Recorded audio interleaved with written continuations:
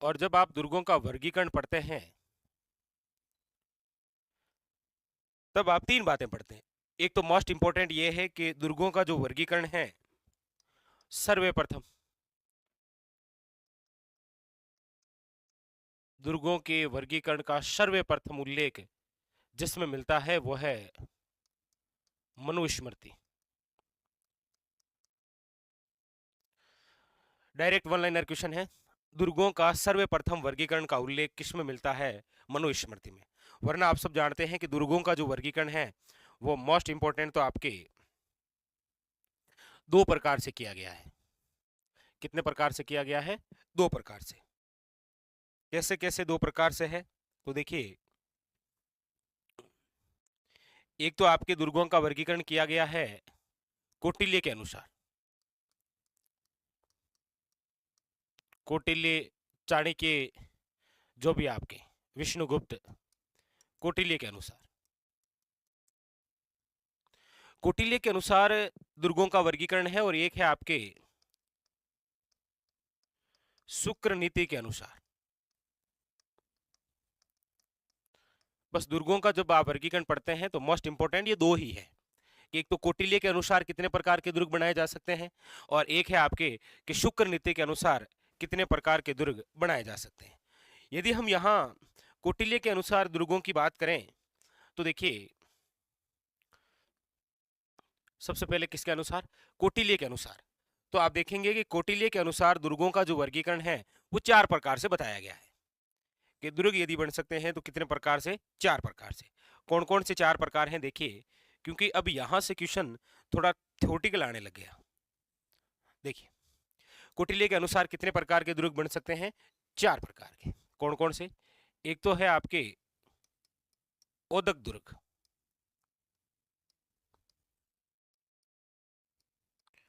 अब आप कहेंगे सर ओदक दुर्ग से तात्पर्य? ओदक दुर्ग से तात्पर्य यह है कि ऐसा किला जिसके चारों ओर पानी हो, यानी कि चारों ओर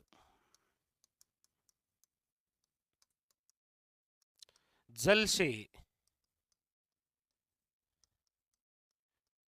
घिरा हुआ किला। चारों ओर जल से घिरा हुआ किला क्या कहलाता है? याद रखिएगा, ओदक दुर्ग। एक तो मोस्ट इंपोर्टेंट ये बताया था, वेरी वेरी इंपोर्टेंट, याद रखिएगा। और इसका बेस्ट एग्जांपल यदि आपको बताऊं तो वो है राजस्थान में गागरोन का किला। गागरोन का जो किला है वो किस श्रेणी का है? ओदक दुर्ग। ठीक है। दूसरा प्रकार इन्होंने बताया है वो है धानवन दुर्ग। धानवन दुर्ग से तात्पर्य है साथी कि ऐसा किला जो मरुस्थल में बना हुआ हो। बेस्ट एग्जांपल है सोनार किला जैसलमेर, जूनागढ़ किला बीकानेर, वो धानवन श्रेणी में है। रेत या फिर मरुस्थल में निर्मित किला किस प्रकार का है? याद रखिएगा, धानवन दुर्ग। ठीक है, वेरी वेरी इंपॉर्टेंट। तो ओदक दुर्ग का बेस्ट एग्जांपल कौन सा है? गागरोन का किला। और धानवन दुर्ग का आप सोनार मान लीजिए या फिर जूनागढ़ मान लीजिए। ठीक है। तीसरा इन्होंने बताया गिरी दुर्ग। गिरी दुर्ग से तात्पर्य है वह किला जो किसी पहाड़ी पर बना हो। पहाड़ी पर निर्मित किला। पहाड़ी पर निर्मित किला। अब इसके तो आपको क्या एग्जाम्पल बताएं, आप स्वयं ही जानते हैं।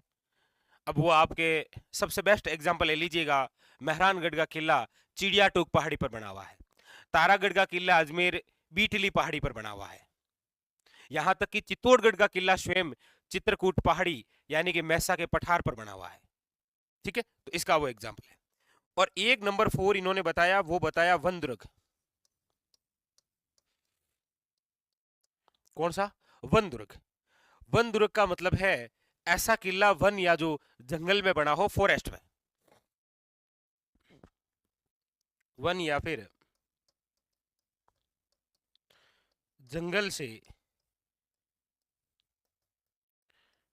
घिरा हुआ या वन या जंगल में बना हुआ किला, एक ही बात है। ठीक है।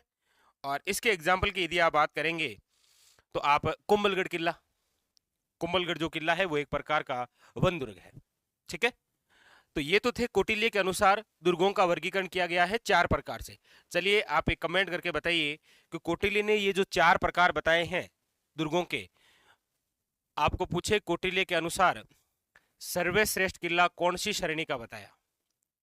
इन्होंने आखिरी में ये भी बताया कि किले तो चाहे कैसे भी बना लो, लेकिन ऐसा किला सर्वश्रेष्ठ किला होता है। कौन सा किला है वो बताइए। और तब तक हम और चर्चा करते हैं कि शुक्र नीति के अनुसार दुर्गों का जो वर्गीकरण है वो कितने प्रकार से बताया गया है। देखिए, शुक्र नीति की हम बात करते हैं तो याद रखिएगा, शुक्र नीति के अनुसार दुर्गों का जो वर्गीकरण बताया गया है वो है आपके 9 प्रकार से। याद रखिएगा, कितने प्रकार से बताया गया है? 9 प्रकार से। 9 प्रकार कौन कौन से हैं, तो इसके बारे में थोड़ी सी चर्चा कर लेते हैं। देखिए, 9 प्रकार।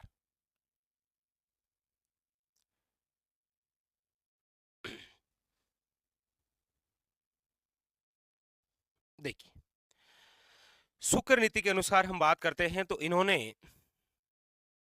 सबसे पहले बताया जल दुर्ग। जल दुर्ग यानी कि वही ओदक दुर्ग, ठीक है। जल दुर्ग का मतलब है वही ओदक दुर्ग।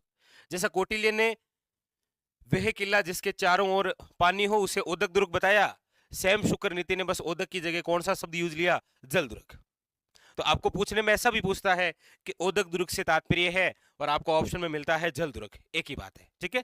तो ये तो आप समझ ही गए। दूसरा है वन दुर्ग। अब वन दुर्ग भी आप समझ गए, यही है आपके सामने, जो वन या जंगल से गिरा हो, या फिर ऐसा किला जो वन यानी कि जंगल में बना हुआ हो, ठीक है। तो ये दोनों एक ही बात है। चलिए, तो जल दुर्ग भी कंप्लीट हो गया, वन दुर्ग भी कंप्लीट हो गया। नंबर तीसरा है आपके सामने पारिक दुर्ग। कौन सा? पारिक दुर्ग। पारिक दुर्ग का मतलब है ऐसा किला जिसके चारों ओर खाई हो। चारों ओर क्या हो? खाई हो। और इसका सबसे बेस्ट एग्जांपल आपके सामने है लोहागढ़ का किला। लोहागढ़ किले के चारों ओर क्या बनी हुई है? खाई बनी हुई है। तो वो एक प्रकार का क्या है? पारिक दुर्ग, ठीक है। चलिए, लगे हाथ। पारिद दुर्ग। पारिद पारिद दुर्ग का मतलब होता है ऐसा किला जिसके चारों ओर परकोटा हो। चारों ओर परिधि यानी कि चारों ओर क्या हो? परकोटा हो। चारों ओर परकोटा, और लगभग किलों के चारों ओर आपको परकोटा देखने को मिलेगा, ठीक है। नंबर 5। नंबर 5 एक तो वही है आपके धानवन दुर्ग। धानवन दुर्ग का मतलब ऐसा किला जो रेत यानी कि मरुस्थल में बना हुआ हो, वही सोनार किला, वही जूनागढ़, ठीक है। नंबर 6 की हम बात करते हैं तो वो है आपके सामने गिरिदुर्ग। गिरिदुर्ग से तात्पर्य वही है ऐसा किला जो किसी पहाड़ी पर बना हो, ठीक है। तो 6 तो ये हो गए। और कौन से हैं देखिए,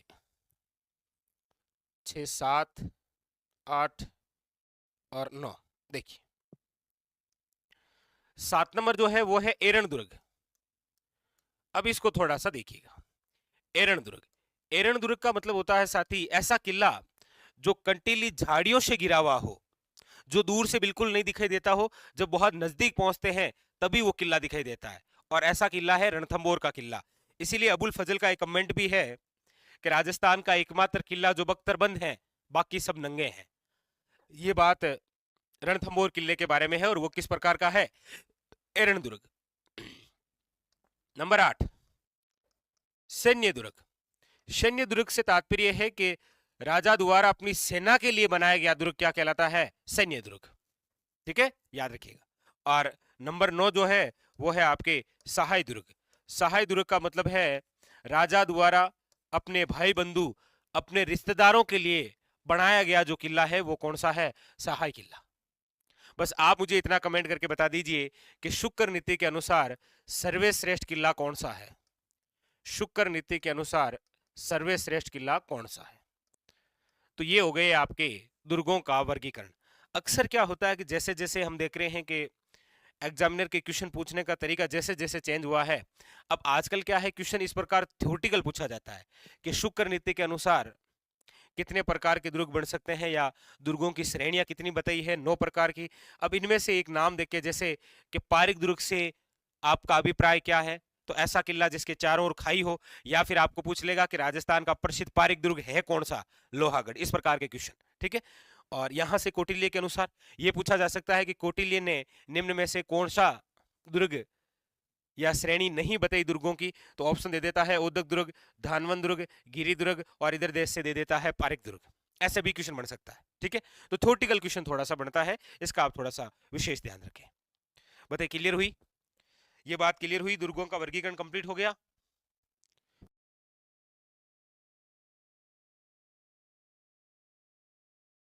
हाँ, चलिए,